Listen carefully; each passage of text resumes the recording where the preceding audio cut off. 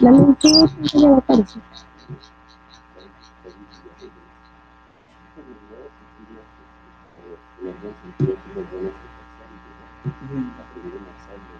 Okay.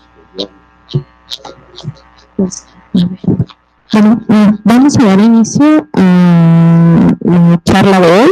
Creo que de eso consta y pues la idea podría ser como poder empezar a intimar, dado que somos como una cantidad de asistentes no muy amplia, entonces eso nos va a permitir como poder intervenir. El día de hoy nos acompañan compañeros fundadores del autogobierno de CCH Oriente, ya hace un par de años. Esta es la mesa que cierra una serie de debates que compañeros del Grupo Tiempos Modernos hemos lanzado para la Facultad de Ciencias Políticas y Sociales, la Facultad de Filosofía y Letras y la Facultad de Artes y Diseño, en aras de discutir sobre ciertos tópicos como lo es problemáticas de género, autonomía, democracia, financiamiento a la universidad y a la investigación. Todo esto en aras de pensar en empezar a poner sobre la comunidad ciertos temas de discusión que están en nuestra cotidianidad de alguna u otra forma, que también atraviesan lo que se llega a comentar en pasillos o en aulas, pero que pocas veces esto se llega a materializar en propuestas específicas del hacer cotidiano, del hacer fuera de las universidades y del hacer de manera organizada. Ese es como el corazón de alguna u otra forma con el que se fundan estos debates por la universidad. El día de hoy en esta facultad concluyen con esta mesa que se denomina Autonomía, Democracia y Cogobierno en la universidad, y justamente lo que nos pone en el centro es la discusión de qué forma participamos los estudiantes o los jóvenes de las instituciones que hoy día nos rodean y que es un tema fundamental. Entonces, el día de hoy nos acompañan los compañeros, también va a estar por vía transmisión online un compañero, Fuser Cáceres. Él es Ernesto Cáceres, él es un compañero de la Universidad Nacional Autónoma de Honduras. Hace unos meses estuvo por aquí en México. En Honduras están afrontando también un proceso interesante de participación, pero una participación muy criminalizada y muy estigmatizada, no solamente por las autoridades o la policía, se podría entender así, de parte del gobierno de Honduras, sino al interno de la universidad también se enfrentan distintas problemáticas, dado que ellos tienen un cuerpo de seguridad privada, cuestión que es relevante en tanto eso, por ejemplo, no existe aquí como tal, y también han tenido una suspensión de ciertas garantías que tenían los estudiantes en relación al movimiento estudiantil de Honduras. Él también nos va a estar acompañando para comentarnos sobre la experiencia de la fundación del cogobierno en el caso de su universidad. Bueno, en lo que la transmisión se realiza y demás, dado que nuestra fibra óptica no es siempre muy buena, vamos a dar paso a una de las primeras participaciones con los compañeros de la mesa. Quisiera mencionar que a mitad de la mesa habrá un cambio de compañeros de la mesa, ya que en mi caso, el día de hoy sesiona la Comisión de Género de esta Facultad de Ciencias Políticas y Sociales.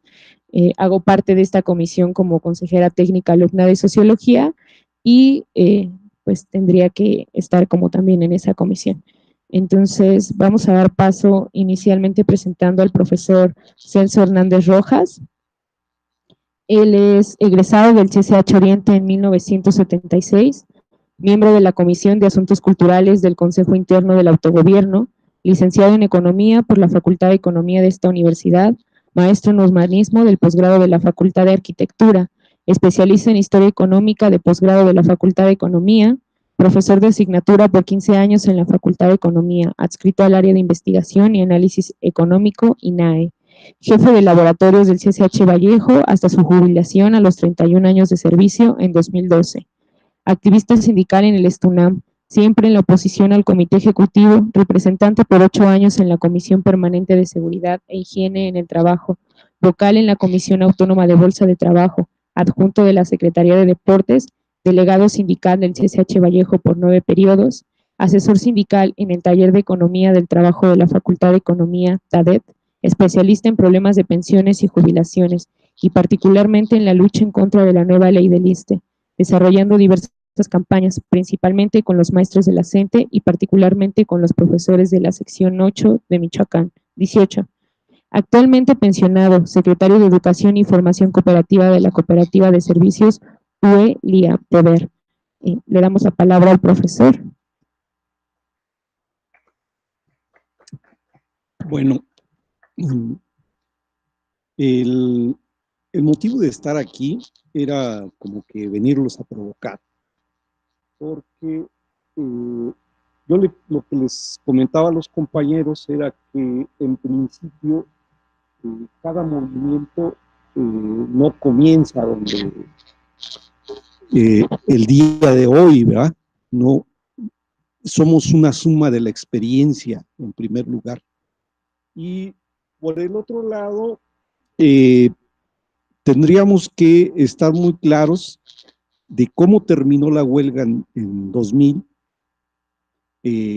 los motivos de ella, la forma en cómo finalmente terminó esto, para pensar cómo continuar. Y también, pues, hacer una crítica de nuestra práctica, porque finalmente hay concepciones, hay cosas que están atravesadas ahí y que no hemos podido como que llegar a comprender en sus justos términos, ¿no? ¿A qué me refiero? Miren,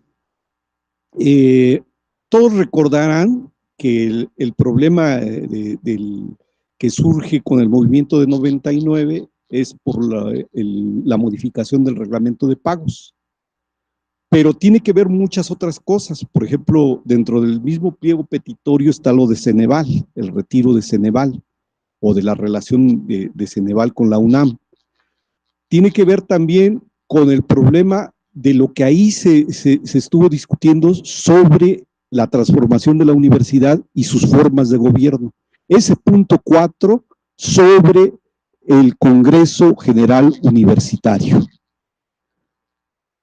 La terminación de la huelga con la entrada de la policía, que hoy estamos cumpliendo 19 años de ese evento, o del inicio de la huelga, no de su terminación, marca el problema de que no haya esa solución, ¿sí? Y tampoco ha habido una solución a la transformación de la universidad. ¿Eso a qué nos lleva? Pues a que vivamos un régimen de excepción prácticamente muy atrasado. Seguimos teniendo muchas de las cosas que estaban en la fundación de la universidad, ¿no? Esa universidad decimonónica que todos critican, pero que institucionalmente no ha cambiado, ¿sí? Y ustedes simplemente cuando hacen un recuento de cuántos consejeros hay en el Consejo Universitario, ven la inmensa, abrumadora mayoría de los partidarios de la rectoría. Y eso es una cuestión que está dentro de la propia ley orgánica de la universidad. No existe voluntad de transformarla, ni la van a transformar. Pero aquí habría que pararse a discutir otros problemas centrales. Primero, hay un problema en lo que aquí se estudia en ciencias políticas, que debería ser su objeto central, que es el problema del poder. ¿Verdad? La política no es más que la consecución del poder, ¿no? Por medios pacíficos o por, ¿no? Bueno, pero aquí hay un problema porque siempre nos hemos venido enredando con la concepción de lo que es el poder. Yo me adhiero a la concepción de Foucault en el sentido de entender el poder como una trama social que te deja espacios y que puedes gestionarlos. De hecho, si no hubiera esta posibilidad, ¿sí? No hubiera habido ninguna experiencia de autogobierno. Y ahorita regresaría a este problema, a esta problemática. Miren, la otra situación es que yo soy muy descreído en el sentido de que podamos ir conquistando espacios, ¿verdad?, cada vez más grandes, y que con esto podamos cambiar a la institución. Un gradualismo de este tipo no lo concibo ya. Incluso socialmente no lo veo, ¿sí? Discúlpenme, yo estuve 31 años en el sindicato, ¿sí? Y logramos determinados avances, pero eso no fue suficiente. Y hoy, cuando digo que hay que hacernos una autocrítica sobre esta práctica, es si esto nos va a llevar a la transformación. A lo mejor, como dice Negri, que en esto soy partidario de lo que dice él, creo en la multitud, en un proceso donde las masas pueden rebasar a las instituciones y donde el poder se pueda transformar de forma radical. Eso para mí queda claro, que no va a haber una transformación en la universidad si no es de esta manera, irrumpiendo la institución, irrumpiendo la academia.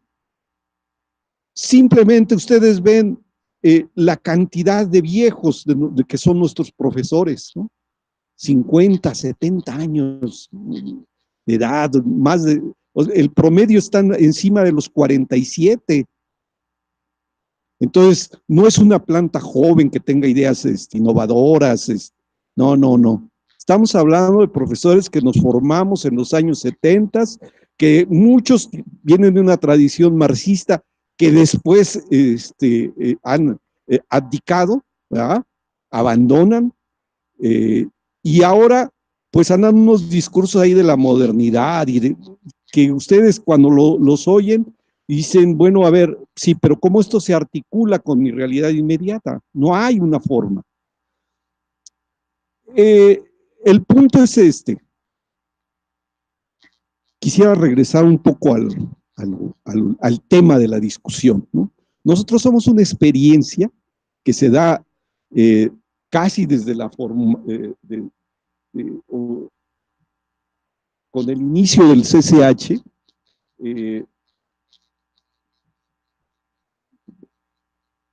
déjenme ubicarme de nuevo. Bueno, este es el símbolo del autogobierno, ¿eh? Eso sí teníamos nuestro logo y qué es lo que estábamos planteando. Nosotros comenzamos a plantear la transformación de la universidad, pero también el problema de ubicar un proyecto de educación científica, crítica y popular. Esos eran los tres elementos que manejábamos. Y bueno, creo que una parte del interés de venir a hablar aquí era saber cómo llegamos a eso, ¿ya? Bueno, llegamos a esto, en general me decían algunos compañeros que cómo fue posible que hiciéramos tantas cosas de estas, y una de las cosas era que no teníamos nada. En los 70s no teníamos nada, ni siquiera la ilusión de ser algo. ¿Sí? Y estábamos ahí en el CCH porque queríamos ser algo.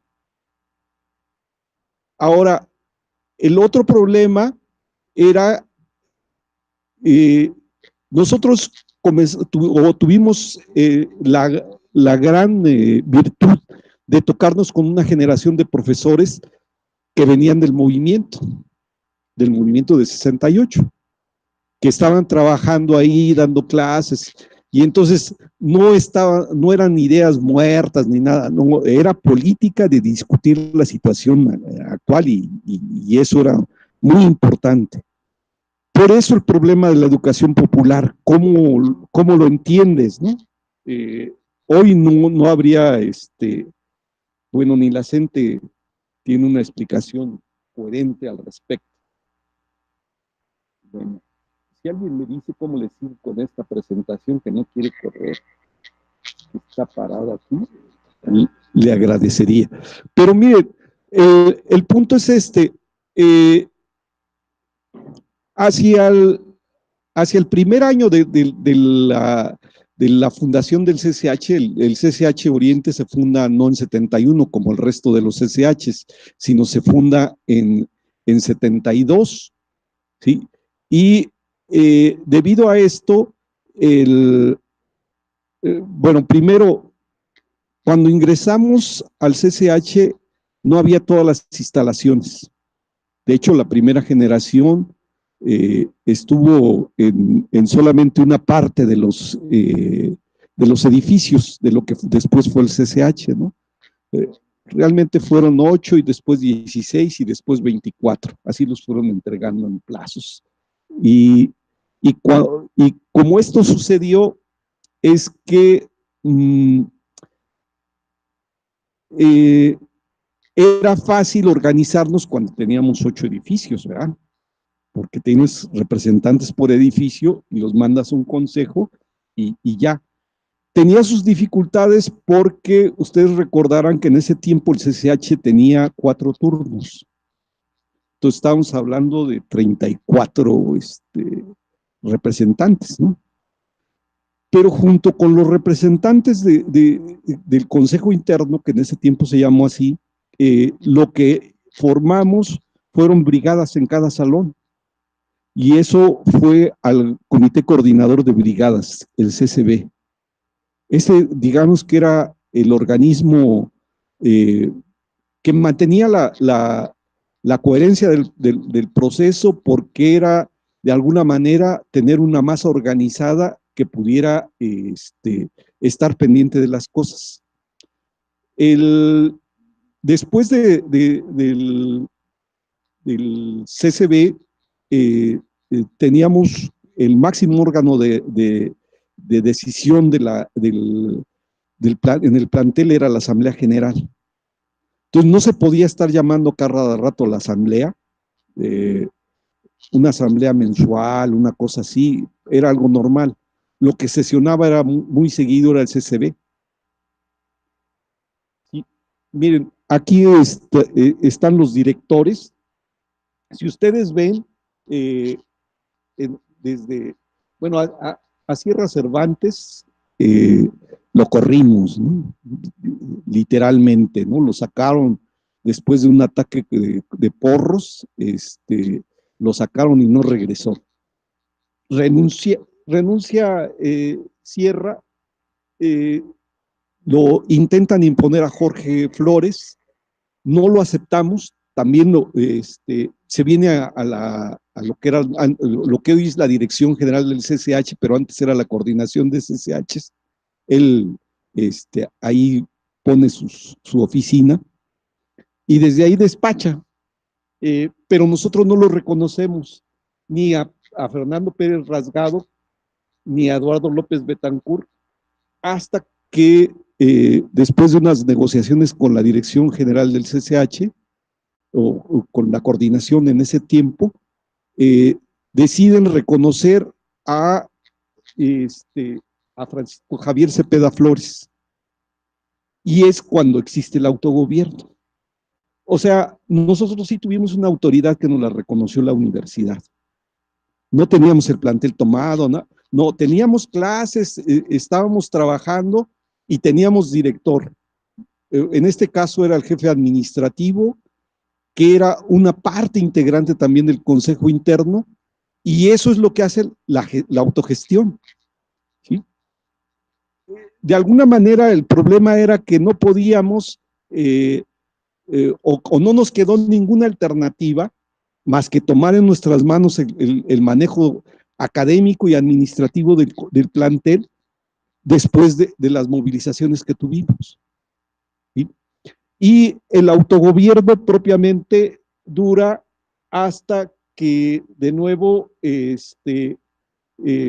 bueno, propiamente hasta el 76, cuando entra la comisión de apoyo encabezada por Cueto Mota. ¿Sí? En todo este periodo había actividades, estuvimos haciendo muchas cosas. Este problema, bueno, hay varias problemáticas que van quedando ahí planteadas, ¿no? Por ejemplo, el problema del proyecto académico. Vuelvo al proyecto académico porque era muy importante. No es el CCH que hoy hay en la universidad. El CCH de ahora es una copia, mala copia de la prepa. ¿No? Pero lo que en ese momento había era la educación activa y lo que había era la mayéutica que nosotros conocíamos, en la que nos formamos, ¿sí? Es esta cuestión de solo puede haber un individuo diferente si hay una educación diferente, ahí lo tienen. Y la otra situación es que de esta manera nos mantuvimos. Había decisiones, por ejemplo, yo recuerdo mucho de alguna huelga, por ejemplo, ahí muy cerca hay una fábrica que se llama Fervi de México, fabrica estructuras metálicas para Pemex.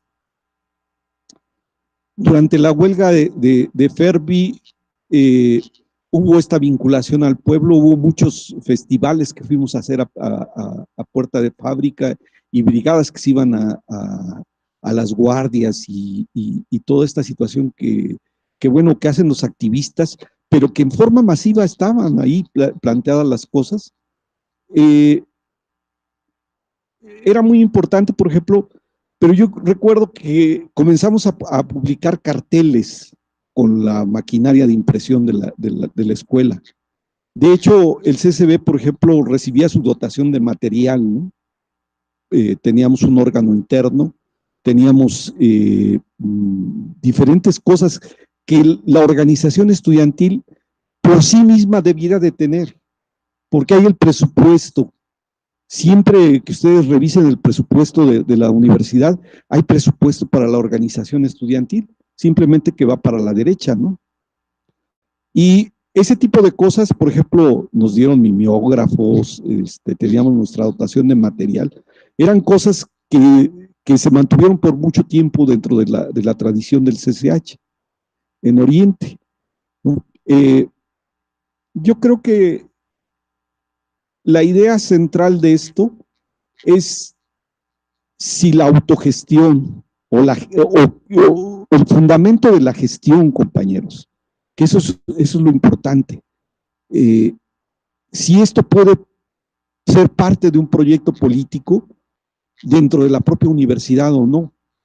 Porque las otras cosas son cosas que se han venido, digamos que repetidamente ensayando, ¿no?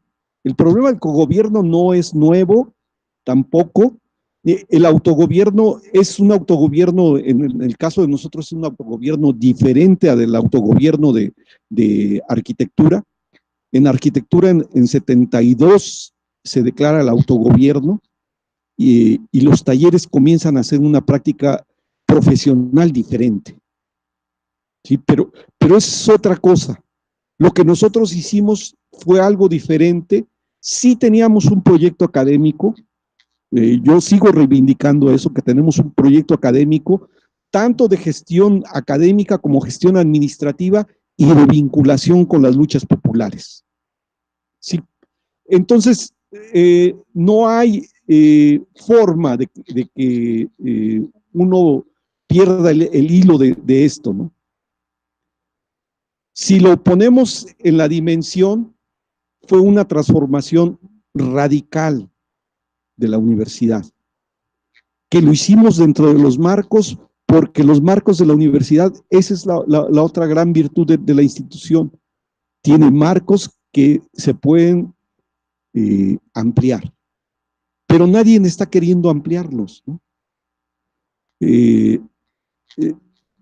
Yo recuerdo mucho después de la huelga del CEU, por ejemplo, los colectivos allá en Vallejo, particularmente el Comité Estudiantil de Vallejo.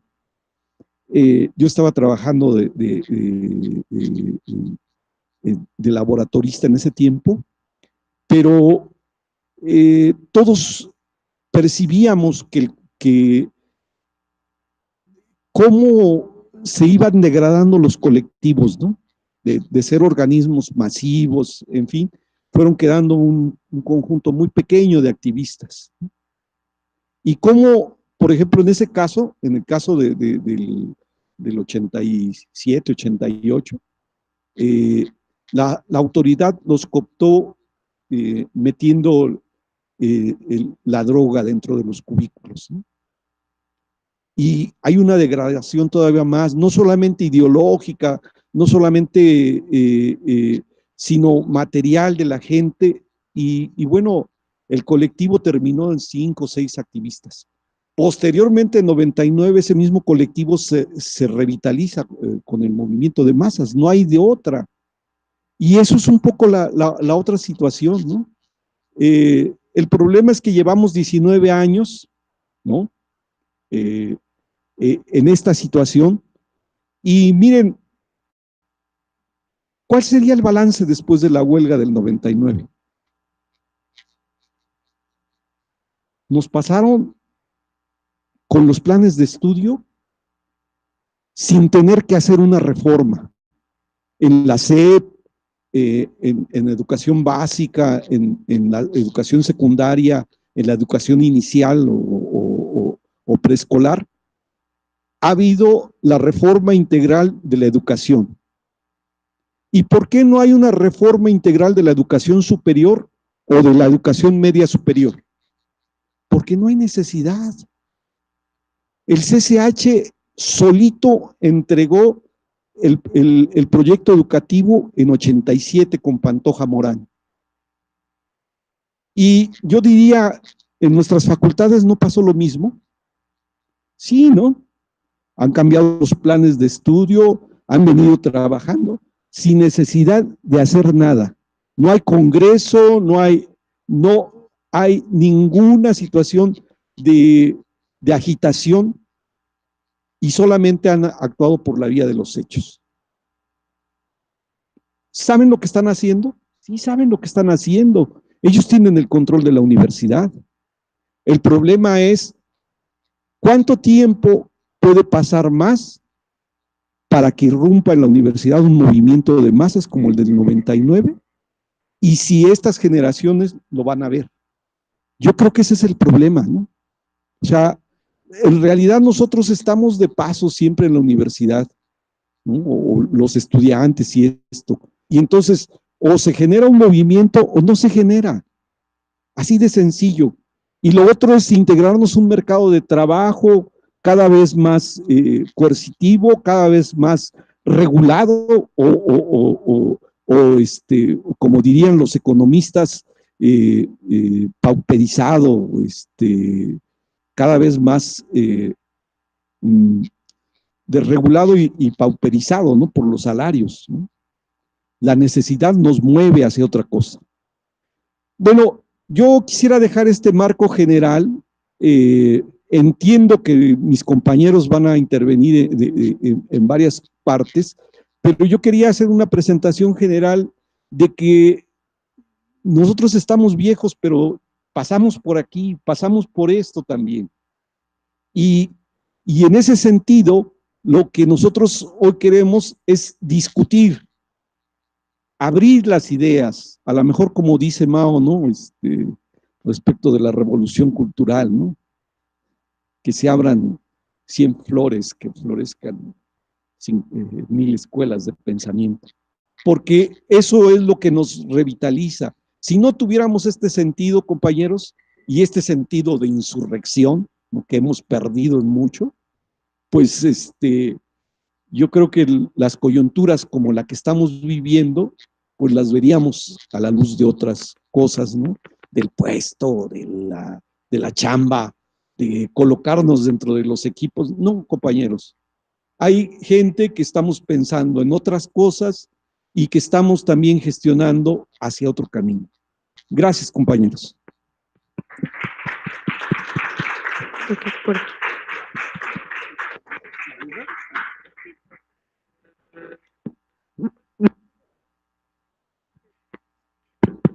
Sí sirve, ¿no? Así, ya. Bueno, muchas gracias al compañero. Sobre la mesa muchísimos temas, como lo puede ser el cómo se da la organización en CCH Oriente, no solo cómo se da ahí, sino en distintos periodos que configuran esta universidad, que muchas veces es lo que más se deja de lado, ¿no? La universidad es lo que es hoy día, no solamente por lo que se hace en términos académicos, sino también por todo el movimiento que ha tenido al interior de la misma comunidad estudiantil y también académica, de profesores, etcétera, que la conforman. Vamos a dar paso a nuestro siguiente compañero. Él es el compañero Cesario Tinajero Arenas. Él es licenciado en Derecho por la Facultad de Derecho de esta universidad, estudios en la maestría de Administración Pública en la Facultad de Ciencias Políticas y Sociales, diplomado en Derecho y Prácticas Electorales y tiene también un diplomado en Estudio Social del Delito. Dentro de su actividad docente cuenta con 32 años en la Universidad Nacional Autónoma de México, en el Colegio de Ciencias y Humanidades y también en la Facultad de Estudios Superiores Cuautitlán y en la Facultad de Derecho. 3 años en la Universidad Autónoma Metropolitana, en la Escuela de Derecho y también en el Instituto Nacional de Ciencias Penales. Ha impartido cursos como la elaboración de lineamientos para el personal docente del Centro de Día número 1 y el curso taller El Derecho de la Niñez a una Vida Libre de Violencia, ambos organizados por el DIF del Distrito Federal. También ha impartido el taller de capacitación en violencia contra las mujeres con perspectiva de género para la Dirección de Bienestar Social para Adultos Mayores del Estado de México y conceptualizando la violencia contra la mujer adulta mayor, organizado por el Consejo Estatal de la Mujer y Bienestar Social, igual del Estado de México. Como servidor público universitario, ha sido coordinador del área del Colegio de Ciencias y Humanidades y secretario académico del Plantel Oriente, coordinador ejecutivo en la Secretaría de Rectoría, adscrito a las preparatorias populares, asesor académico del director de la Facultad de Estudios Superiores Cuautitlán, también en la Comisión Nacional de Fruticultura, en la Constructora Nacional de Carros de Ferrocarril, en la Caja de Previsión para Trabajadores a lista de raya del Distrito Federal y en el Instituto Electoral del Distrito Federal y otras instituciones. Dentro de las distinciones podemos encontrar un reconocimiento otorgado por la UNAM y el Colegio de Ciencias y Humanidades con motivo de la actividad académica realizada durante más de 30 años de servicio docente, venia otorgada por la generación de preparatorianos 1920-1924 y le damos la palabra al profesor Cesario. Adelante. Gracias. Buenas tardes, compañeros. Hablar sobre lo que es democracia y universidades es sumamente complejo.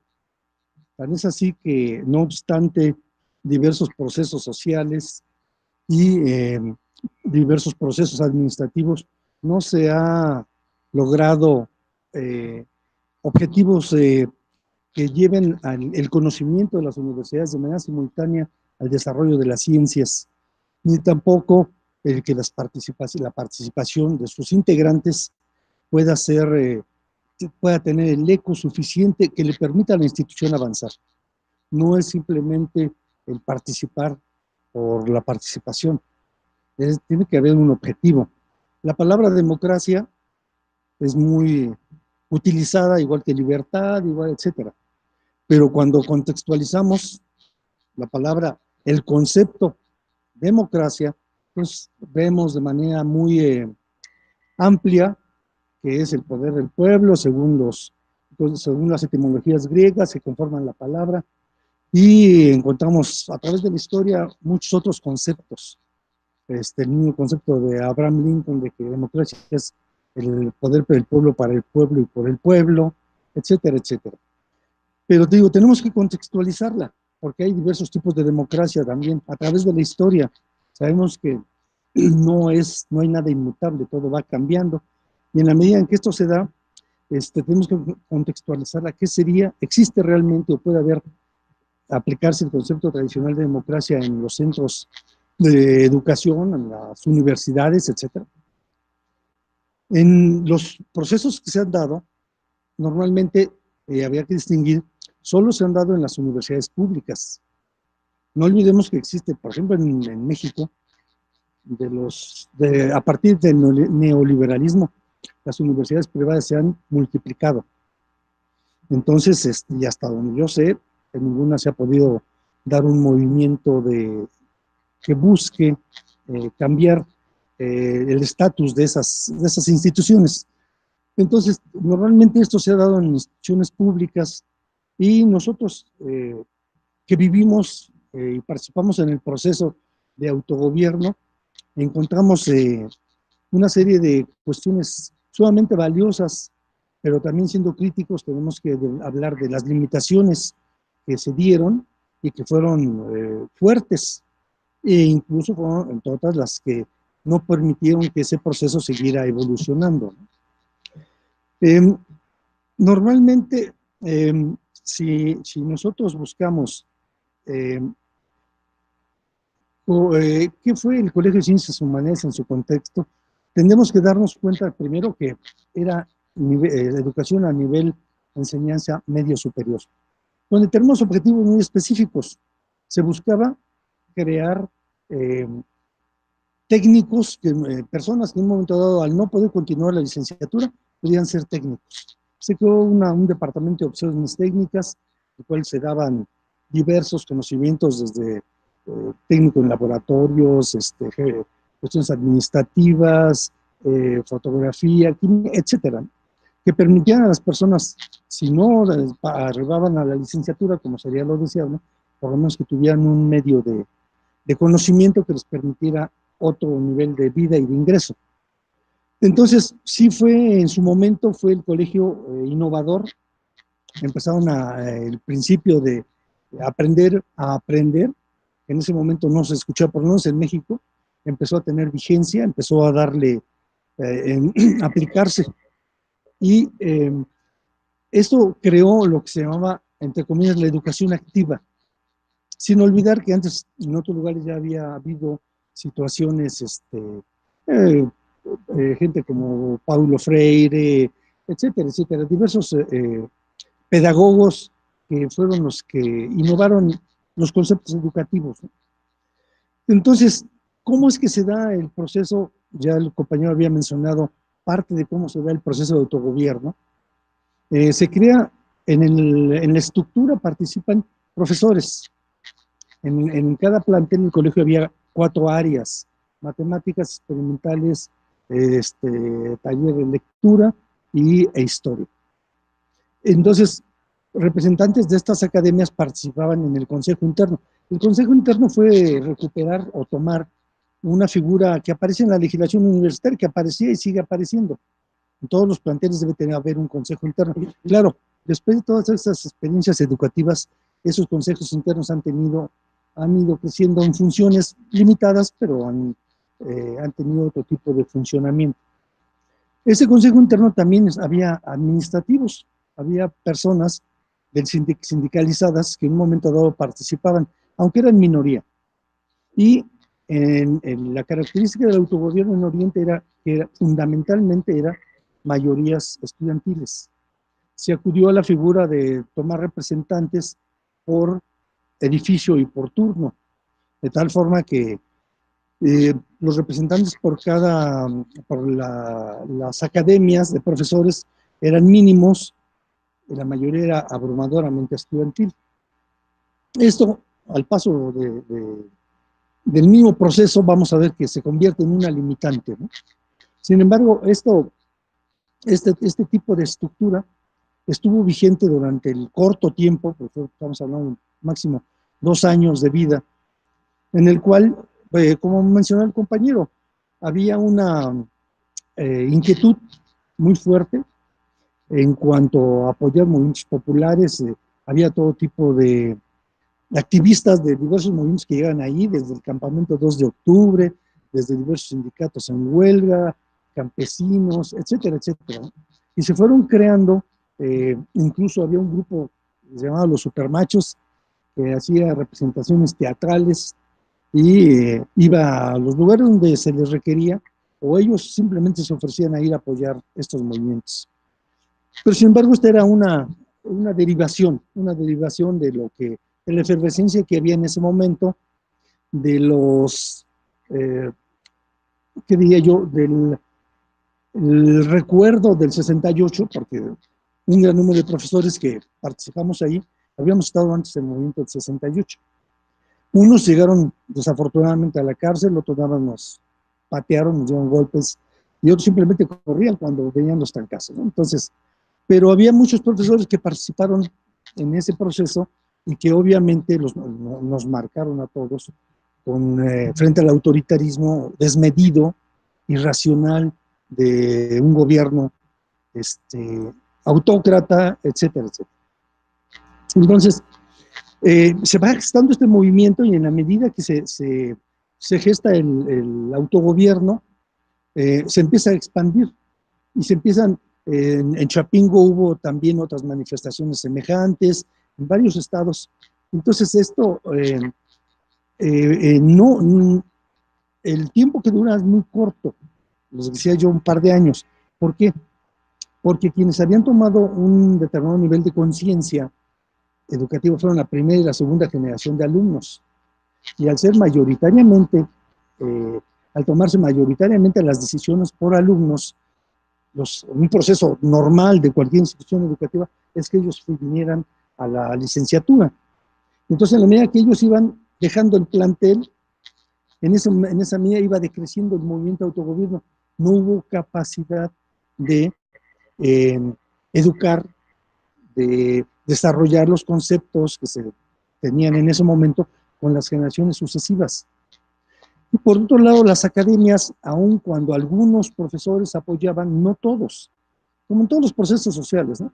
Incluso había algunos que estaban en contra, literal, y había asambleas y debates, ahí se presentaban, se discutía todo, pero en ese momento eran la minoría o otros no se atrevían a opinar porque el movimiento iba en ascenso. Pero en el momento en que empieza a limitarse por esta situación generacional el proceso, pues empiezan a emerger todo tipo de intereses y de opiniones, unos a favor, otros de indiferencia y otros en contra. Entonces vemos cómo este tipo de situación se torna limitante, ¿no? Pero por otro lado, aunque había un proyecto que se había creado en el Consejo Interno, la verdad es que los planes y programas de estudio estaban en las academias. Los maestros que aportaban y que participábamos y etcétera, etcétera, pero no era el total. O sea, no, el proyecto académico seguía siendo un feudo de cada una de las áreas. Y ahí los profesores hacían revisión de los programas anuales, algunas veces, otros no, en materias que eran un alto índice de reprobación en su tiempo, que ya no se imparte esa materia, lectura de clásicos y matemáticas, ¿no? Matemáticas sigue siendo un gran problema todavía en el plantel. Entonces esta limitación fueron muy fuertes. Además de eso,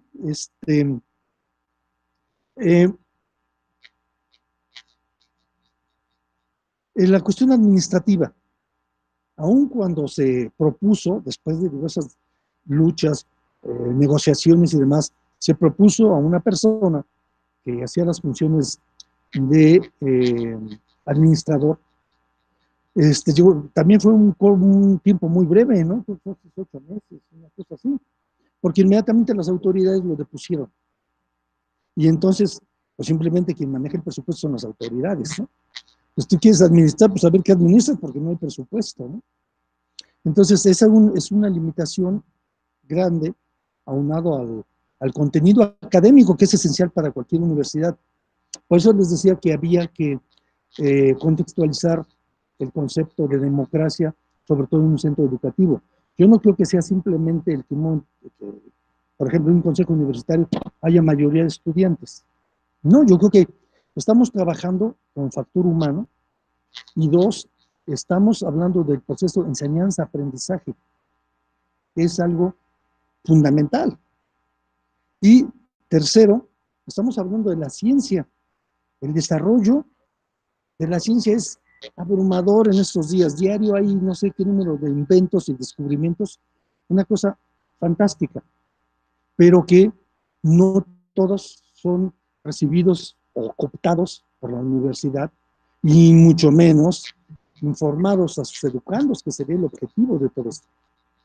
Entonces, estas limitaciones son las que, a pesar de movimientos muy fuertes, y además todos los movimientos han sido, dialécticamente todo es desigual, ¿no?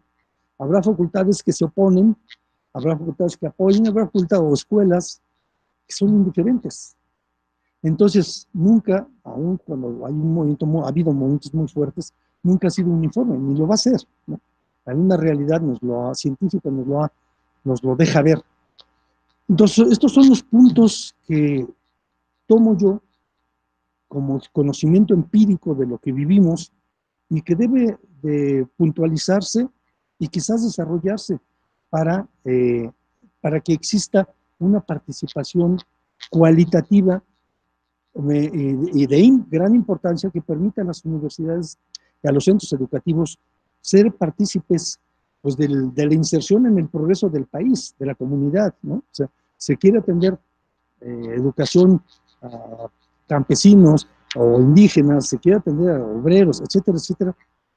Es perfecto, eso sería deseable, sí, pero ¿cómo, cuándo, en qué lugares? O sea, creo que todo esto son puntos de reflexión interesantes, algunos importantes, que la misma universidad requiere. En este momento, si ustedes revisan la ley orgánica de la universidad, es de 1943. Yo en algún momento a una persona, a un funcionario le dije, si tú haces esto, yo promuevo mañana un amparo y te lo tiro, porque no hay fundamento jurídico. Se quedó, ¿cómo que no? Dímelo, dímelo. Aquí está la ley orgánica, aquí está, No está tan atrasada la legislación en la universidad que hay cosas que se emiten sin tener fundamento jurídico en un país que estamos hablando de Estado de Derecho. Eso nos da idea de cómo en la misma universidad no ha podido haber un desarrollo en las instancias más importantes, que sería el marco jurídico, ¿no? ¿Y por qué? Pues por diversas causas, ¿no? No, porque quizás eso genera mucha inquietud, etc. En cualquier escuela o facultad se dice, vamos a hacer revisión de planes de estudio, ¡boom! Empieza la efervescencia, ¿no? ¿Por qué? Porque no se encontró un mecanismo que vaya de manera gradual dándole pauta, innovación, y que no permita las fricciones, que pueda haber fricciones, diferencias y demás, pero que se puedan absorber, ¿no? Por la misma institución para seguir avanzando. Entonces, yo les dejo estos puntos de reflexión, creo que son aplicables a cualquier centro educativo y pues si alguno los puede desarrollar, y pues me gustaría escucharlo, ¿no? Porque eso sí es importante para nuestros centros educativos, en especial las universidades, ¿no? Y en este caso, pues, la universidad en la que yo he estado, pues casi de siempre, ¿no? Aunque he sido funcionario en otros lugares, siempre termino regresando a la universidad. ¿Por qué? No sé, pero... Entonces, les agradezco mucho su atención a todos ustedes.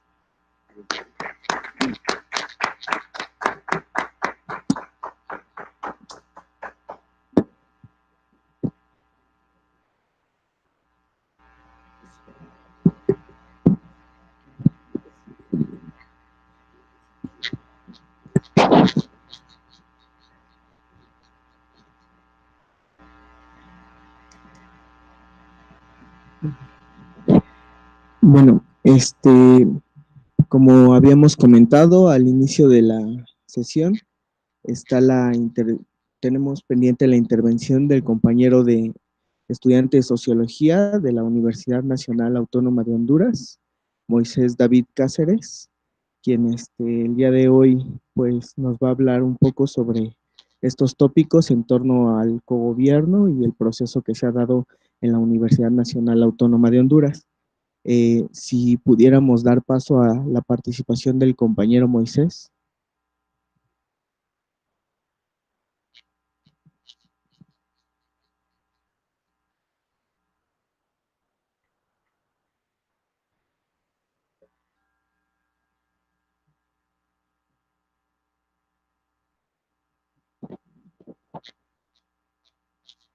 Sí se tiene. Podemos dar paso a la participación de del compañero Moisés de Honduras. Bueno, por el momento les comento la semblanza de la información del compañero. El compañero Moisés David Cáceres ha participado del movimiento estudiantil hondureño. Ha sido parte del cofundador de la constituyente estudiantil de la Universidad Nacional de Honduras. Ha dado importantes participación en la lucha estudiantil, no solo en términos universitarios, sino también en términos nacionales de disputa política. Y bueno, también el compañero ha estado como parte de la organización del movimiento estudiantil universitario. Y pues, sin más, pues doy la palabra al compañero Moisés Cáceres. ¿Todos? ¿Me escuchan? Sí, Moisés, te escuchamos. Ok. Muy buenas tardes a toda la audiencia. Creo que solamente tenemos audio, no veo el video. Bueno, la pregunta que me hago es ¿por qué es importante el cogobierno en las universidades públicas?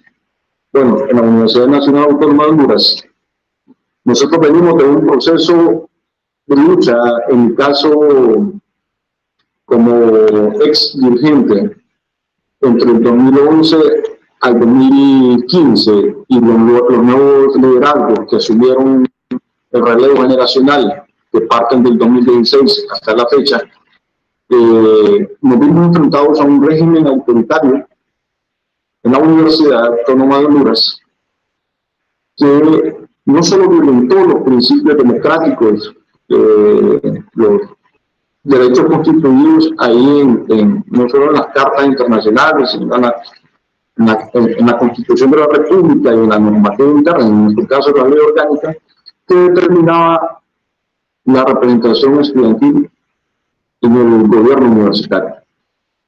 Recuperar este proceso electoral hasta este año ya se empieza a ver los frutos. Posiblemente para el mes de agosto hay elecciones estudiantiles después de 9 años.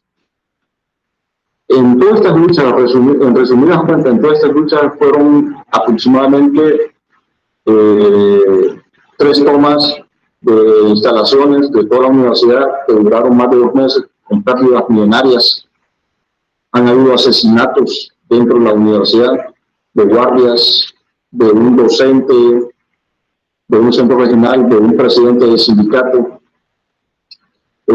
Han habido más de 100 procesos de judicialización. Habremos 3 que estamos ya en procesos de sentencia a 3 años de prisión, todo por luchar por democratizar la Universidad Autónoma de Honduras, y entre tantas cosas. Quiero agregar algunos elementos muy importantes que considero yo respecto a la democratización y al cogobierno en las universidades públicas en el marco de la autonomía. Bueno, en primer lugar, que la representación estudiantil es legítimamente histórica. Desde sus orígenes, 2 arquetipos universitarios dieron lugar a 2 tradiciones distintas. Una fue la tradición de Bolonia y la otra fue la de París. En una eran los estudiantes que determinaba a las autoridades, y en el caso de la de París eran los docentes. Ese modelo de Bolonia fue adoptado por la Universidad de Salamanca y luego por las universidades coloniales y en el marco de las repúblicas aquí en Latinoamérica. Entonces, vemos que ese elemento de la representación estudiantil pues, es legítimamente histórico. También yo quiero hacer énfasis de que desde su origen la universidad pues, ha aspirado a la autonomía y la libertad frente a los poderes civiles, políticos y eclesiásticos. Es por ello que hace un año en el Grito de Córdoba, por ejemplo, en aquel momento histórico, el movimiento estudiantil declaró el manifiesto de Vilna, de la necesidad de una reforma universitaria contra aquellos resabios coloniales que había en las universidades de Latinoamérica. Y en nuestro caso, en nuestra coyuntura actual, la universidad debería aspirar a la autonomía frente al poder neocolonizador del imperialismo extractivista. Es decir, yo no veo actualmente en un Estado otra entidad mejor constituida que la universidad para enfrentarse críticamente a la globalización y a la emergencia de la sociedad del conocimiento. Al mismo tiempo, al interno de nuestras universidades, hace poco conocí la UNAM, quedé enamorado de su universidad, pues he conocido las otras de Centroamérica, casi todas las de Centroamérica. Nuestras universidades, pues nosotros podemos encontrar elementos de desigualdad social. La universidad reproduce la desigualdad social, la exclusión, la segregación, la elitización y la desregularización de los servicios estudiantiles, donde el Estado se lava las manos, se quiere lavar las manos y entregar los costos a los padres de familia. Bueno, esto no es otra cosa más que resultado de varias comunidades universitarias que no tuvieron la capacidad de visualizar críticamente la universidad en el marco del fenómeno de la globalización. Respecto al gobierno, considero yo que el gobierno constituido bajo el principio de la triestamentalidad, o sea, el estamento docente, el estamento estudiantil, donde se recrea la ciencia, la academia, el arte, ahí en el laboratorio, en el trabajo del campo, en el aula, entre el docente y el estudiante, estos dos estamentos deberían de generar el estamento de las autoridades, tanto legal y con legitimidad de sus actores. Por lo que yo considero que deben de crearse los mecanismos de gestión universitaria a partir de estos principios de la triestamentalidad, tales como una sana transparencia y rendición de cuentas, tanto en lo académico y en lo financiero, y la auditoría social de la gestión universitaria. En nuestro caso, pues, aunque las leyes determinan este principio de la triestamentalidad del cogobierno, nosotros nos enfrentamos a un régimen de más de 8 años donde no permitía la democratización de la universidad. Mi hipótesis en mi investigación final es que como se generó un centralismo en la figura de la rectoría, lo que sucedió fue que desvió el proceso de la reforma. Lo desvió y no se alcanzó los objetivos determinados en los lineamientos del Plan General para la Reforma Integral. La defensa de la educación pública, en nuestro caso superior, es una tarea de todos los sectores sociales, no solamente es exclusiva del movimiento estudiantil. Es por ello que el movimiento estudiantil tiene que agendar una integración de todos estos sectores sociales, movimientos campesinos, indígenas, laborales, sociales y de todos los sectores habidos y por haber en la sociedad. Ahora bien, para nosotros acá en la UNAM ha estado muy claro el hecho de que no se lucha solo por conquistar la representación estudiantil, creo que no tendría sentido. Este es un medio y ha sido un medio para nosotros. Lo que se busca y lo que se debe aspirar es reenfocar la reforma universitaria a las necesidades del país, a las necesidades de la sociedad, en nuestro caso la sociedad hondureña. Y yo considero que el sector estudiantil debe entender que la vida estudiantil de un líder, o ya sea una líder en el movimiento, es transitorio, o lo que se requiere de procesos institucionales de formación de liderazgo que solvente esa transitorialidad. Es decir, que haya un proceso de formación de nuevos liderazgos que sea integral, con una agenda integral, que impacte no solamente a la construcción de una nueva ciudadanía dentro de la universidad, sino que tenga un impacto hacia afuera, a crear una nueva cultura política en el contexto nacional. Y por último, considero yo que esta agenda del sector estudiantil debería ser nacional e internacional, entender que los desafíos y problemas son locales. Obviamente, cada universidad, cada sociedad tiene sus propios problemas, pero hay que entender que también hay problemas globales, y para esos problemas globales se deben dar soluciones globales. Tiene que empezarse un proceso de internacionalización de la lucha estudiantil, del movimiento estudiantil. Para eso yo considero todos esos elementos antes mencionados que fortalecerían el gobierno universitario en contra de esos regímenes déspotas, en nuestro caso, que había hasta asesinatos en la universidad, En otros casos que he escuchado que les faltan el dinero del presupuesto de la universidad, y invierten, inclusive han habido hasta autoridades en otras universidades que he escuchado yo que tienen acciones dentro de universidades privadas en sus países. O sea, hay tantos conflictos que se generan dentro de las universidades que creo yo que con unos buenos mecanismos y unos buenos dispositivos en las normativas internas de nuestras universidades podría regularse en base a ese principio de la testamentariedad. Obviamente, con un movimiento estudiantil maduro que estudia y analice la universidad. Solamente, muchas gracias. Gracias, Moisés. Bueno, esta sería la participación del compañero de Honduras. Espero no te desconectes, vamos a seguir conversando. Falta una participación y después un espacio de participación de los compañeros que están aquí acompañándonos. Bueno, por último, tenemos el día de hoy la participación del compañero David Oscar Villarroel Velasco. Es promotor cultural del 78 hasta el 2011 en la Ciudad de México. Es videasta y fotógrafo, primer generación de CCH Oriente, sindicalizado del CITUAM, perdón, y miembro del comité ejecutivo en 3 ocasiones. Es participante en diversas iniciativas sociales y políticas desde la Convención Nacional Democrática Zapatista y en el Diálogo Nacional. Y también en la Nueva Constituyente y, bueno, otras participaciones más en el movimiento social. Sin más, le doy la participación al compañero. Adelante.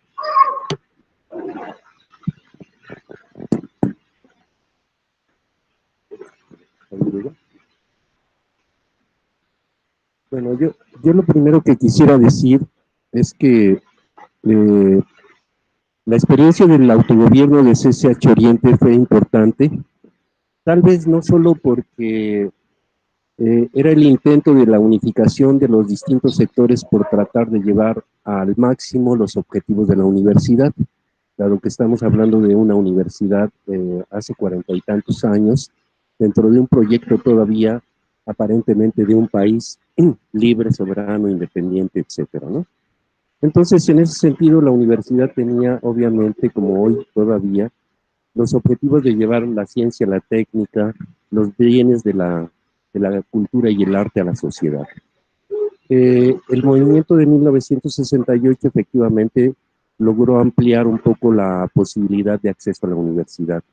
Los SH son parte de esa etapa en donde se dice que se masificó la universidad, ¿no? Y es claro que pues de las preparatorias que tenían pocos alumnos a los SH con 16,000 alumnos, pues efectivamente fuimos muchos estudiantes los que pudimos ingresar a la universidad. Pero la universidad también está plagada de una serie de inercias ya desde hace tiempo que trajeron muy pronto a este Colegio de Ciencias y Humanidades. La universidad tiene por sí misma la capacidad de autogobernarse en la medida en que se le da por su ley orgánica esta idea de autonomía. Solo que la democracia al interior de la universidad como al interior de la sociedad parece ser que nos la van enseñando y a veces en muchas ocasiones de manera manipulada, ¿no? Es decir, al estudiante no se le enseña de inmediato que tiene la capacidad de poder autoorganizarse y poder decidir a través, aunque sea de una estructura, etcétera, dentro de la universidad. Nosotros, a diferencia de los compañeros que planteaban en nuestra universidad el proyecto de autogobierno, planteamos un proyecto de autogobierno porque pensamos que los órganos institucionales están en cierta medida manipulados con una idea de democracia formal, en donde nosotros podemos ver que las representaciones casi siempre son mayoritariamente de autoridades, de profesores y en muchas ocasiones de trabajadores, 1, 2, ¿no? Y de estudiantes. Pero en muchas ocasiones vemos como Los profesores en muchas ocasiones están ligados a los intereses de la autoridad. La autoridad está ligada a los intereses de quien gobierna el país y para donde se quiere utilizar la universidad. Los trabajadores también en muchas ocasiones son cooptados y desde luego que los trabajadores no es la excepción. Entonces, ante una situación de ese tipo, pareciera ser que ir a la gestión de lo institucional pareciera ser un sinsentido. Era como en nuestros tiempos se hablaba de que tomáramos los consejos técnicos copados por esta composición, y hubo compañeros que dijeron, no, mejor vamos a tratar de llevar adelante una representación diferente, pero en combinación con la autoridad, en donde todavía el director tenía capacidad de poder vetar, como hasta hoy día el rector, de vetar los acuerdos de los órganos que se instituían. Nosotros en el proyecto de autogobierno logramos instalar una mayoría estudiantil y desde luego contábamos con profesores, muchos de ellos, otros ya después se deterioraron y sí también siguieron la misma lógica de el profesor pegado a la autoridad. Nosotros contábamos, como se decía, con compañeros que venían del 68, que inclusive podríamos decir que estaban buscando un pensamiento político diferente, porque algunos ya conocían lo que eran las experiencias de los partidos comunistas, las experiencias de las guerrillas, las experiencias de los maoístas, etcétera. Inclusive conocían lo que fue la situación de la primavera de Praga, en donde ya había un deslinde de muchos izquierdistas con respecto a lo que era propiamente el estalinismo. Entonces yo creo que en esas condiciones es que nosotros adoptamos esta idea de autogobierno, no sin también tener ciertas influencias algunos de lo que ya era por allí conocido como propiamente las cuestiones del anarquismo en nuestro país, en concreto de los Flores Magón, ¿verdad? Pero yo creo que lo que encontramos al final, me parece a mí, es que nuestra experiencia del autogobierno fue muy importante, fue también prontamente destruida, porque no veían las autoridades que pudiera ser viable un movimiento de autonomía, de autogestión de la universidad, dado que todavía se piensa como en política, que somos menores de edad, ¿no? Y entonces la mayoría de edad es efectivamente para nosotros, no solamente en la universidad, sino en el ámbito social, es tener capacidad de autogestión. Esto es algo que también a nivel de las distintas tendencias políticas ha faltado. Por allá se hablaba de las deficiencias que hubo en la Revolución Rusa y una de ellas es que cuando no se sabe gestionar y autogestionar una institución, una fábrica, un país, etcétera, entonces lo que sucede es que aparentemente las vanguardias son las que gestionan, ¿no? Entonces, en la Unión Soviética, como los obreros no tenían capacidad ni experiencia de autogestionar, ¿qué fue lo que sucedió? En unos primeros momentos, y eso ya por ahí Kropotkin, hablando con Lenin, le decía en 1920 que había problemas porque resultaba que en donde se habían entregado las fábricas a los obreros no tenían la experiencia ni el conocimiento para poder autogestionarlos. Entonces, ¿qué sucedió? Muchos de los soviets obreros, campesinos, etcétera, fueron desplazados por los dirigentes cuadros del partido. Entonces, yo creo que también la autogestión es una manera no solamente de la experiencia del CCH Oriente, sino también debe de estar dentro de una manera de hacer política, que nosotros inclusive vimos más o menos reforzado hoy día con la intención del zapatismo, que se ha venido planteando desde hace tiempo, esta idea de la autonomía también de los espacios, en este caso propiamente su zona. Pero creo que a la larga, hoy día, después de 40 años o más de 40 años del CCH, ante una universidad totalmente neoliberalizada, ¿no? En donde la individualización es muy acrecentada, es obvio que estamos volviendo a esta idea en donde se repuntan las religiones, se repuntan los caudillismos, se repunta el paternalismo y desde luego hay poca disposición o poco el recuperar esa capacidad protagónica que debiéramos de tener cualquier individuo para poder gestionar no solamente nuestra vida, sino también poder intervenir de mejor manera dentro de un proyecto social, que es otra cosa que también a veces no se nos dice, o nosotros no nos encargamos de tener un proyecto o una visión de sociedad. Por eso tal vez tenemos que andar siguiendo al gurú, al caudillo, o quién sabe quién, y que nos va diciendo qué es lo que hay que hacer, ¿no? Por decirles algo, hoy cuando está en ascenso Morena con Andrés Manuel, ¿qué creen? Ya aprobaron esta cuestión del fuero, ¿verdad? Cosa que no aprobaron en muchos años y que muchos de nosotros ni siquiera demandamos, y hoy curiosamente es el propio PRI el que hace esto, ¿no? O la otra, como es el PRI está por primera vez proponiendo que todos los diputados que deben de salir debieran de ser mínimo habitantes del distrito que van a representar. Es decir, que llevamos la izquierda misma 30 años gestionando y participando en la Cámara de Diputados, y ellos también se han servido de esas cosas, en donde está mi amigo que vive en las lomas de Chapultepec, representando el distrito de Iztapalapa, o el de Baja California, que viene, o como hay que decirlo honestamente, o el de Zacatecas, que viene a representar la delegación Cuauhtémoc. Entonces, ¿qué pasó? ¿Por qué nunca nosotros hemos podido plantearnos como a la democracia a la cubana, que el representante de nuestro distrito debe de empezar por representar la cuadra, después la colonia, en fin, de tal manera que este sea verdaderamente el representante y no el político profesional que viene a pseudo representar a una población o a un distrito o a una escuela, etcétera? Digo esto porque uno de los últimos trabajos, y algo que debería yo presentar, y por eso estoy participando, es un documento que nosotros hicimos como Colectivo Oriente Rojo Autogobierno, en donde ante la coyuntura estamos planteando que debemos de profundizar en la necesidad de la democracia y además en recuperar y ejercer lo que es la soberanía popular.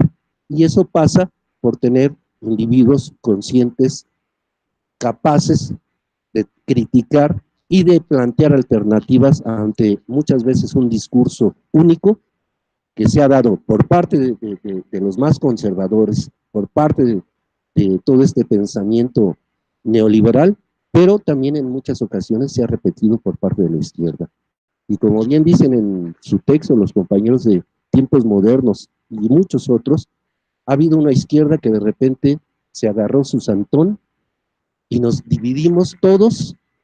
Unos agarraron a Mao, otros agarraron a Trotsky, otros a Lenin, otros a Stalin, otros al Che, otros a Gramsci, otros a etcétera, etcétera, y resulta que tenemos una izquierda con muchas vanguardias, pero con poca base social y mucho individuo que pretende buscar alternativas, pero todavía muy subordinados a lo que nos van descubriendo y diciendo los dirigentes de la partidocracia, los dirigentes de esta sociedad que todavía tiene un pensamiento pues conservador y que además todavía tiene el interés de que sean unos pocos los que decidan para seguirse beneficiando, porque si intervienen muchos, se les acaba el pastel.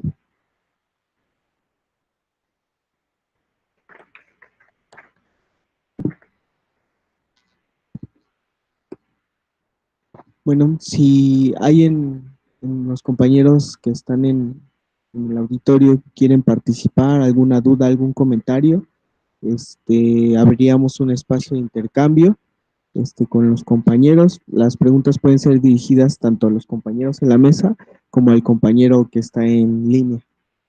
No sé quién quiera participar.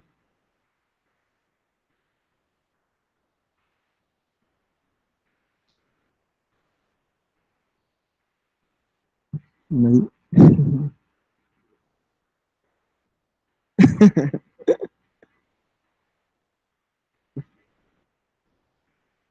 Bueno, en lo que se animan, Les comento, parte de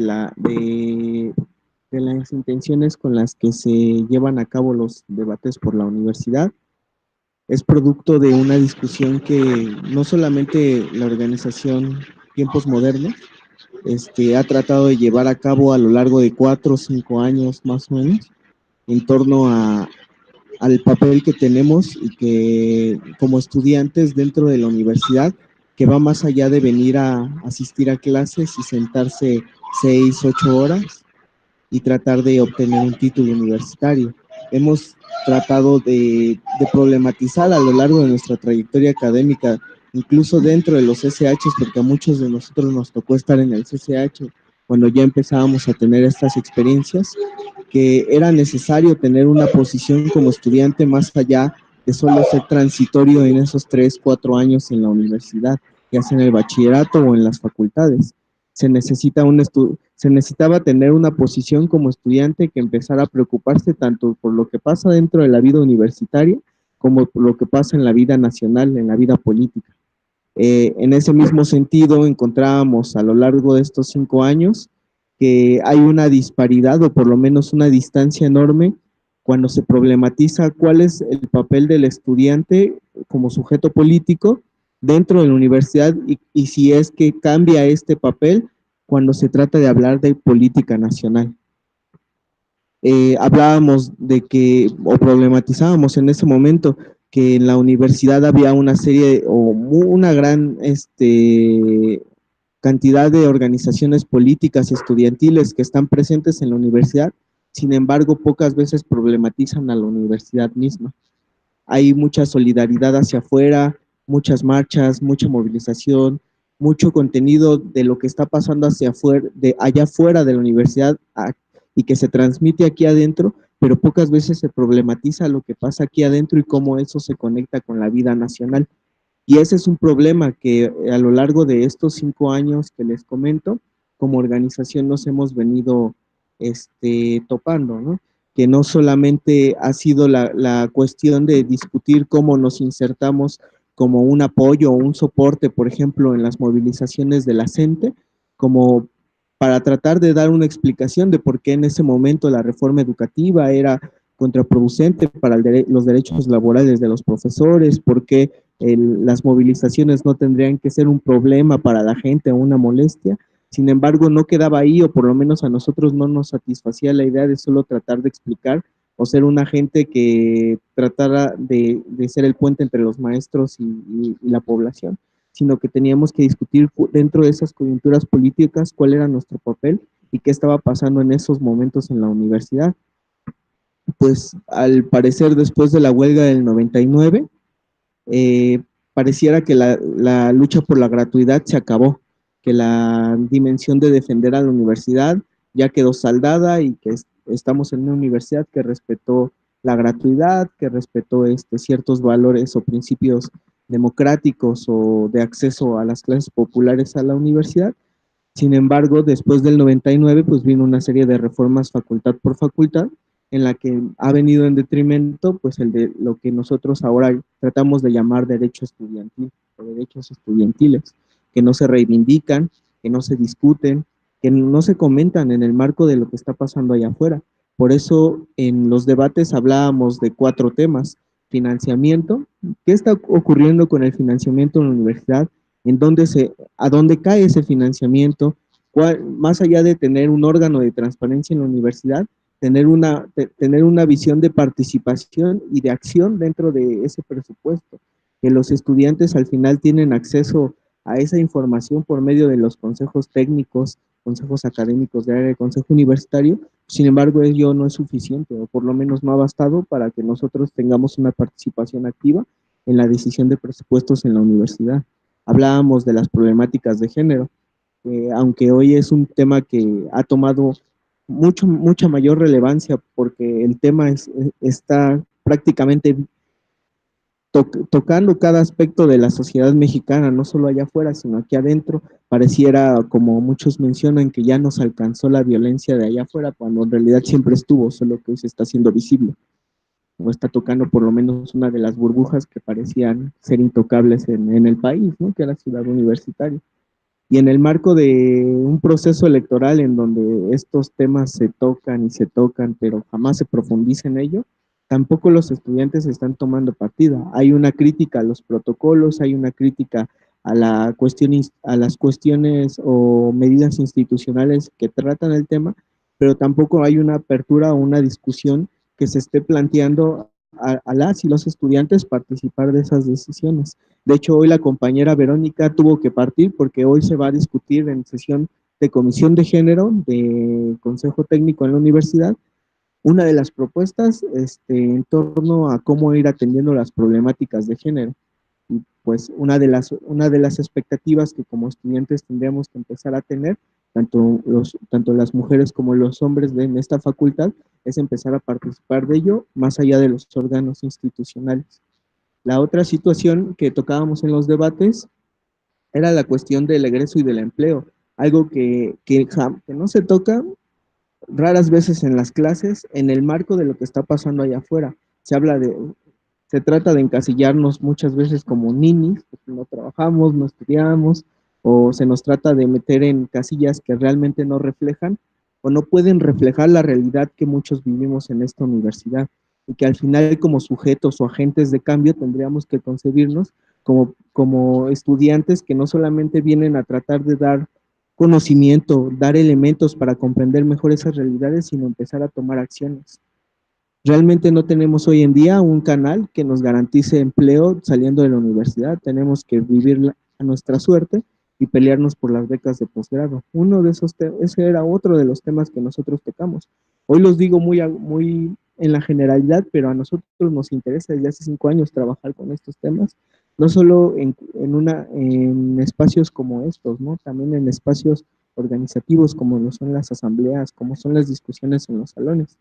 Y bueno, y por último, hoy culminamos con la última sesión del primer bloque de los debates, que es autonomía, democracia y cogobierno, que así lo titulamos, precisamente recuperando una de las experiencias reales de gobierno autónomo que hubo en la universidad, que es la experiencia de los compañeros, y también recuperando una de las experiencias que en América Latina suele ser a veces más común, que es el cogobierno en las universidades, que es la participación, como dijo el compañero de Honduras, de los estudiantes en la vida política y estructural de la universidad, ¿no? ¿Cuáles son las decisiones? ¿Quién toma las decisiones? ¿Cómo las toma? Pero ahí están los estudiantes. Y en ese marco, hoy tratábamos de cerrar estas 5 discusiones que tuvimos a lo largo del semestre, o por lo menos en el mes de abril, y que tenemos la intención de darles continuidad. De hecho, no tenemos solo la intención de venirlos a discutir. Esto se pretendía y se pretende ser el parteaguas hacia la construcción de primeras iniciativas y demandas estudiantiles que se inserten en una coyuntura política, en un programa de los estudiantes, en demandas propias del movimiento estudiantil, que bueno, ahora tendríamos que discutir si de verdad existe como movimiento estudiantil o si hay un movimiento estudiantil activo, cómo se inserta en el movimiento social sin ser la cola de furgón, como dicen algunos compañeros, el último vagón del tren que va detrás de todas las movilizaciones, de la movilización magisterial, de la movilización obrera, de los campesinos, siempre vamos atrás apoyando en solidaridad, pero jamás tenemos demandas propias que estén constituyéndose, ¿no?, en los procesos. Y bueno, esa era como la intención. Ahora no sé si después de todo este rollo, ustedes tendrán la intención de participar, ¿no? ¿Quieren dar alguna participación? Si no, no hay ningún problema, pero para tomar en cuenta yo una vez. Compañero. Son los compañeros. Quisiera comentar, por ejemplo, el problema del presupuesto y relacionado a también el actuar otra vez de las cámaras. Hace unos días salió un desplegado firmado por varios empresarios, el Comité Coordinador Empresarial y bla, bla, bla, agradeciendo a los diputados que qué bueno que les habían hecho caso en sus diversas iniciativas, ¿no? Y resulta que los diputados escuchan a los empresarios. A veces con trabajos pueden también escuchar al rector de la universidad o a la NUYES, ¿no? para poder formularlos, para aprobar los presupuestos. Pero difícilmente va a escuchar al sindicato o a los estudiantes en esta cuestión del presupuesto. Y la otra cosa es que también nosotros pensamos que el presupuesto es algo que, pues lo que le asignen a la UNAM está bien, y si no le asignan más, pues igual está bien. Cuando decía alguien, la lucha en contra del neoliberalismo en nuestro país empezó justamente por evitar que se redujeran los presupuestos para el gasto social. ¿Sí? Esa fue parte. Pero esa lucha tampoco la llevamos consecuentemente todos los que nos decíamos o nos decimos antineoliberales, ¿no? Porque en muchas ocasiones resulta que, a lo mejor voy a pecar de simplista, pero Agustín Rodríguez o es diputado o piensa que tiene a sus cuates diputados en la Cámara, ¿no? Y entonces él nada más va a ir a decir, y ahí se quedó la bronca del presupuesto. Cuando en muchas ocasiones se ha conseguido el presupuesto y resulta que después todo ese presupuesto que se consigue se sigue distribuyendo de la misma manera en que se distribuye normalmente. ¿Qué quiere decir esto? En altos salarios para la burocracia universitaria, muchas prebendas, ¿no? Y resulta que efectivamente lo que son para mejores laboratorios, para prácticas de campo, para extensión universitaria, para servicio social, para bla, bla, bla, más deportes, etcétera, etcétera. Resulta que siempre o para salarios o para bibliotecas siempre se reduce. Y ahí nosotros desafortunadamente en muchas ocasiones creo que nos hemos mantenido al margen y viendo nada más cómo se reparte el pastel, cuando es una función, creo yo, y una lucha fundamental en estos tiempos.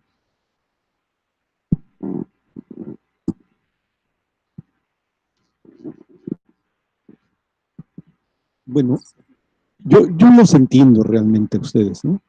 Porque tengo así unos en mi casa. Tengo una hija que está aquí en políticas, y es egresada de ciencia política.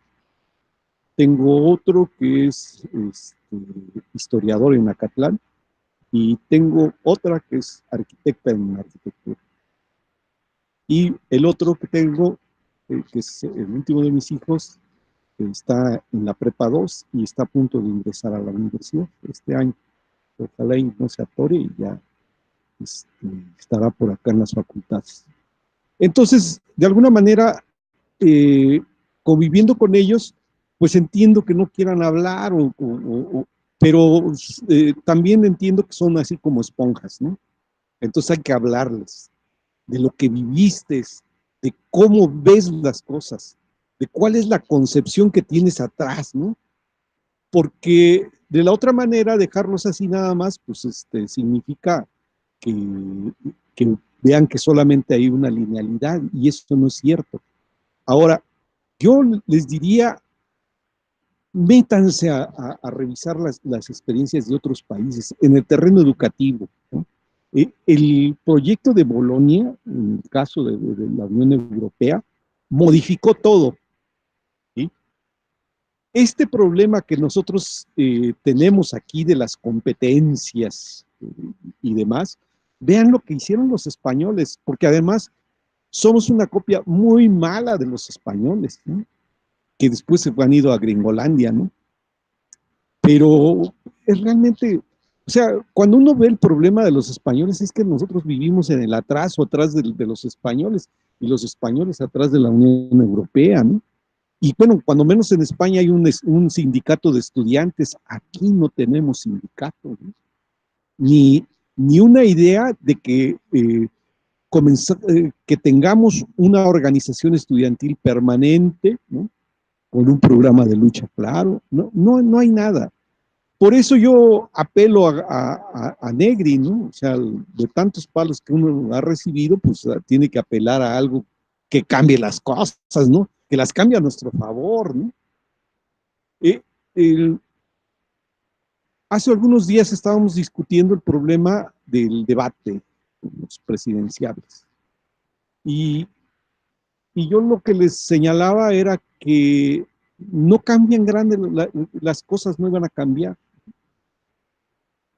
Lo que sí parece es que no terminamos de movilizarnos frente a lo que puede pasar después del 1 de julio, ¿no? O sea, yo no sé por qué tanta pasividad, ¿no?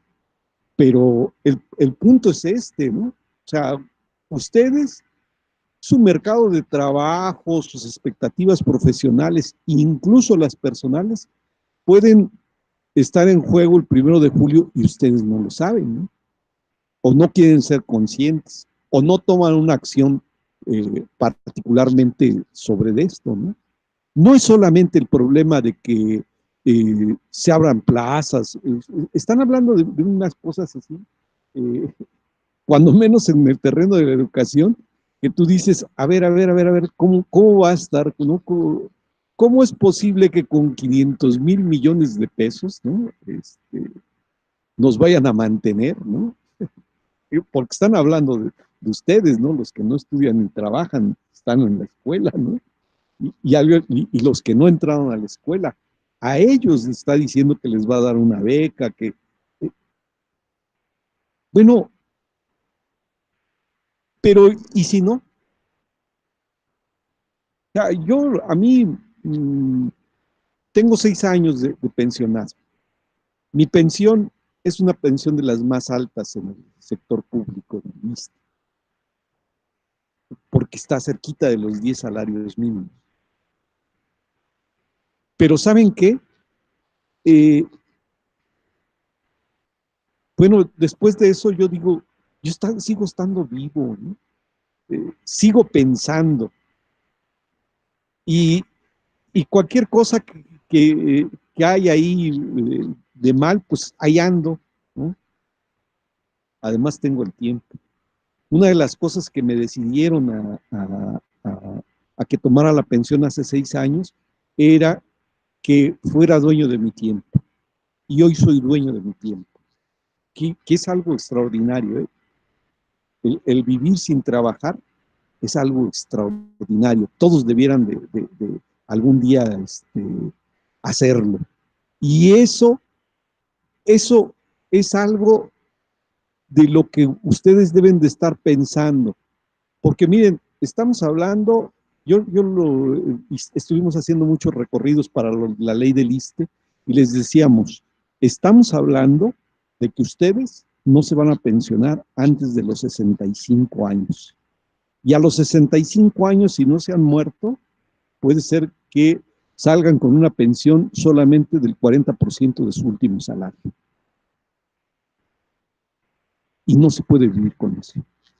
Entonces, no son cosas, a lo mejor, por ejemplo, yo en algún momento yo soy 132, estaba discutiendo con ellos y con el maestro Semo Calef, en la especialidad de Historia Económica, que era donde estaba dando Semo, y Semo decía, cuando se refería a ellos, ustedes van a ser los funcionarios de este gobierno que viene, son ustedes.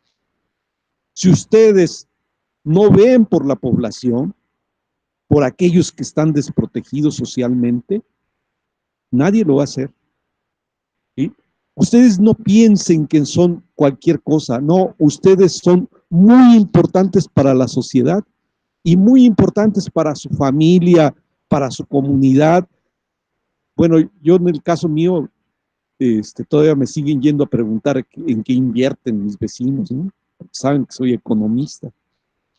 Pues a lo mejor ustedes les van a decir cómo se organizan, porque son politólogos, porque son sociólogos. Y si algo deben de saber es eso, ¿no? Entonces, yo no entiendo de otra manera el problema de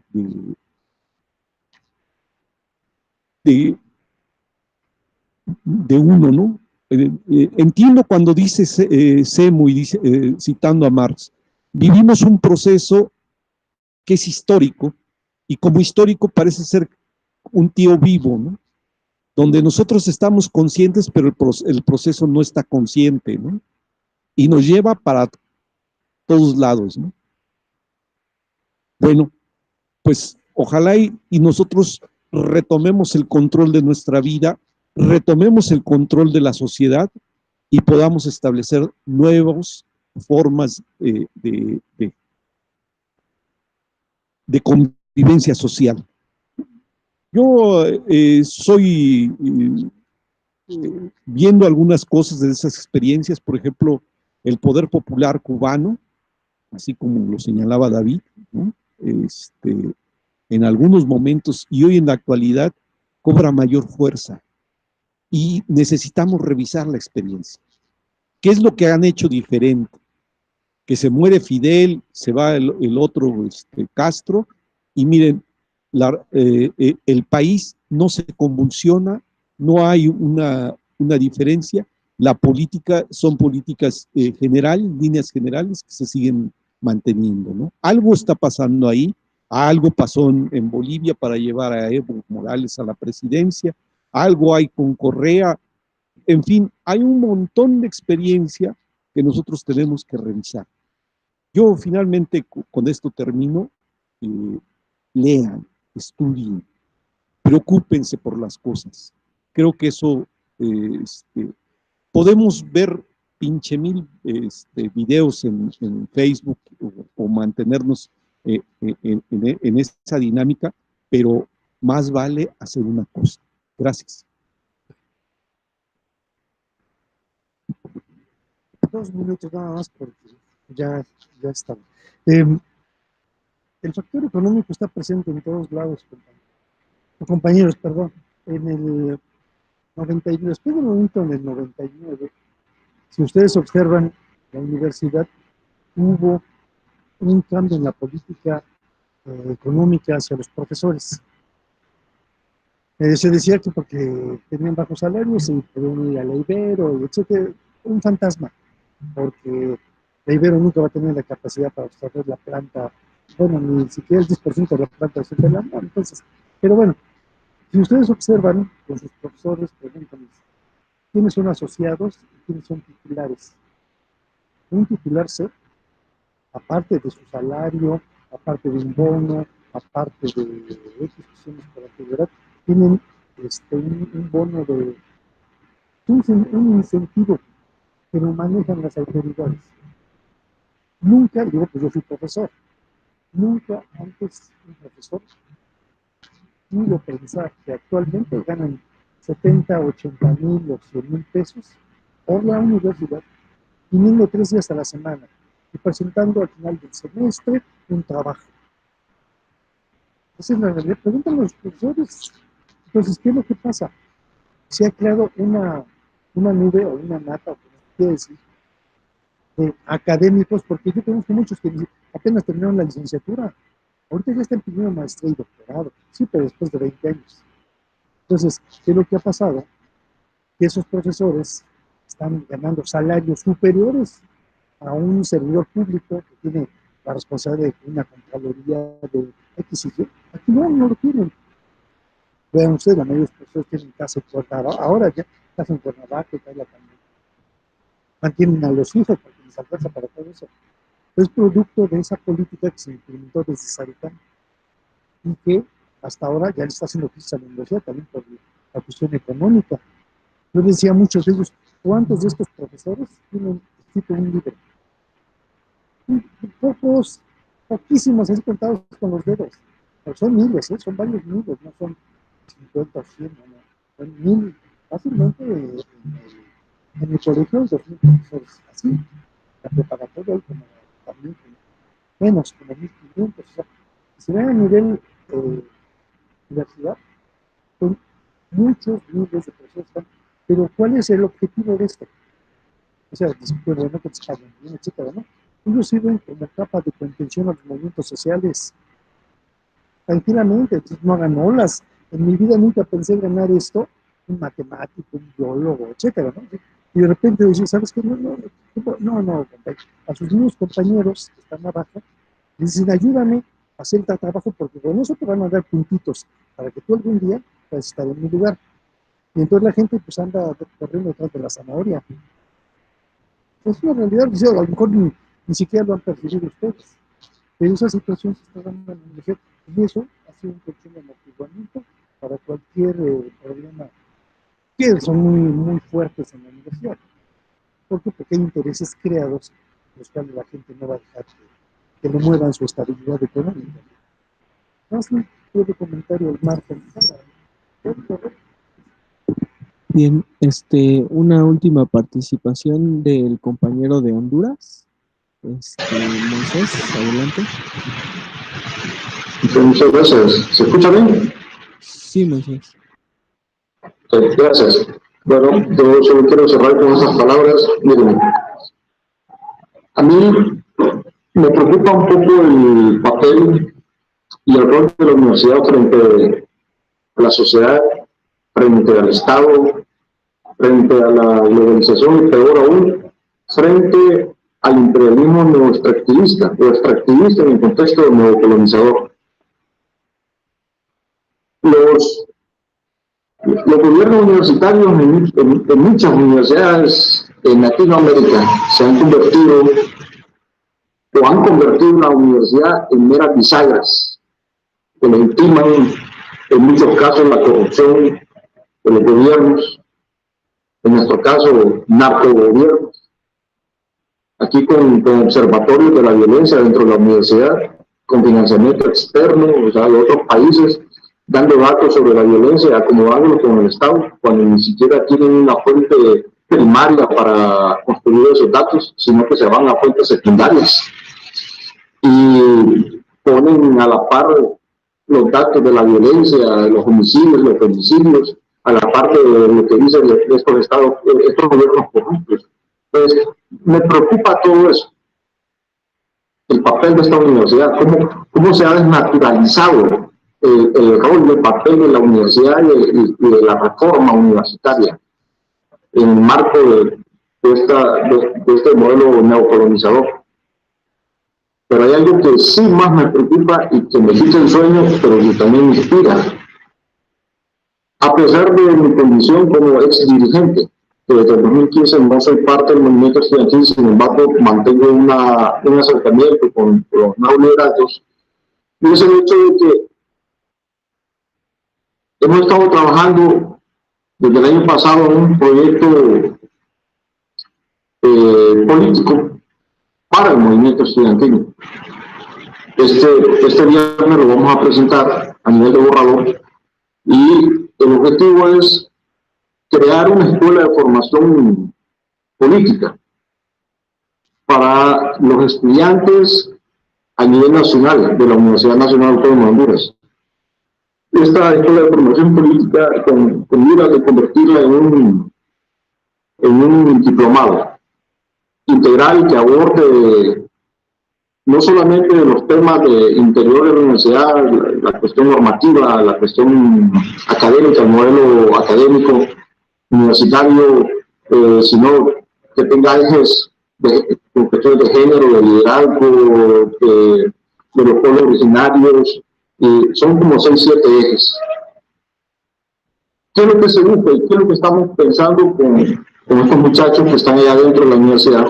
Es el hecho de crear un nuevo ciudadano. Antes se lo mencioné, esa es mi mayor preocupación, un nuevo ciudadano universitario, un estudiante y una estudiante que podamos meterlo en un proceso de formación de liderazgo, no solamente para realizar un impacto positivo al interior de la universidad y que empiecen a repensar el tema de la universidad, el tema de nación, el tema del país, tantos temas que hay en el contexto nacional, sino que para que estos muchachos, cuando salgan de la universidad, vayan a impactar afuera de la sociedad hondureña.